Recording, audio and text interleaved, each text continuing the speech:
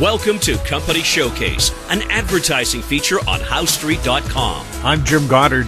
I'm speaking with Larry Reaugh, CEO and President of American Manganese. Happy Canada Day, Larry, and welcome back to the show. Well, a happy Canada Day to you, Jim. It's always great to be on the show. We have some new news about the pilot project. What's happening with the plant?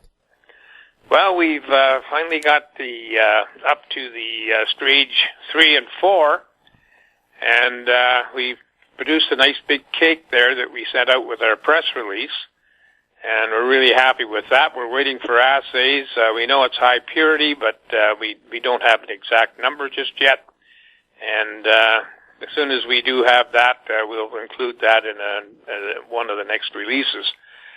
But, that's another big step for the company. I mean, as you can see in the picture there was substantial material that was got out of 35 milliliters of water, or liters of water. And, that's excellent. But there's a couple other things I want to talk about, and that were in the release, and that's that we have these 31 non-disclosure agreements with various parts of the lithium-ion battery scheme, from recyclers to EV battery manufacturers and, corporations that are trying to break into it, that type of thing. So that's always good, and and that is only increasing. And that results, of course, in the company having to divert money and time to testing some of these companies' material. So we'll be doing a lot of that in the future. And, we got to get them, they want their material tested. They don't want a sample of our material. They want to, see what we can get back and how we can turn their sample around, because we should be able to turn it around to battery ready in a high purity form. So that's the aspect of the NDAs that we have out there. Now, there's other things I've been reading about in the financial news, or in the actual news flow of EV cars. And as you know, they've been reducing the amount of cobalt.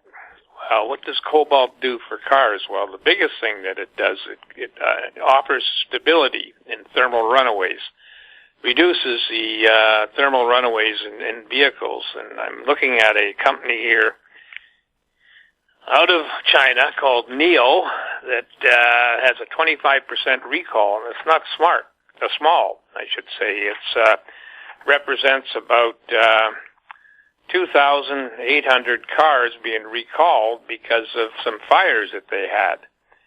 And that's not a small amount, and it's certainly expensive for these cars. That's almost 5,000 cars.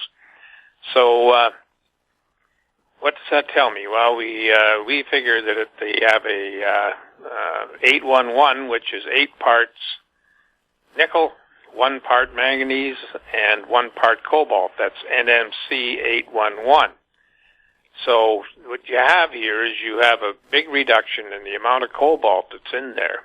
And, so this is one of the areas that we think they should be really checking, and to make sure that that it's not the lack of cobalt in their formulations that is causing some thermal runaways and some problems that could, bankrupt a company that's just starting out.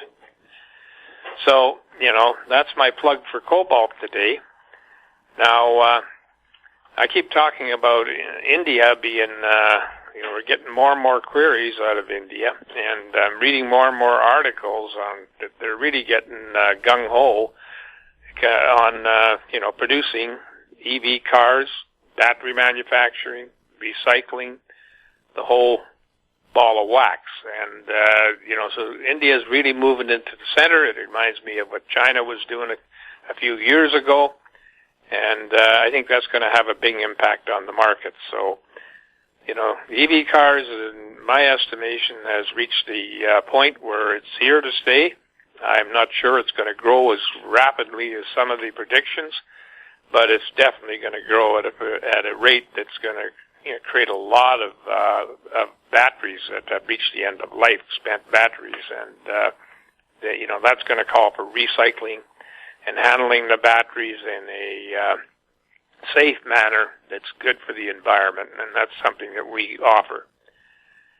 So that's that's basically another party entering the field with a very large population, I think 1.1 or 2 billion people.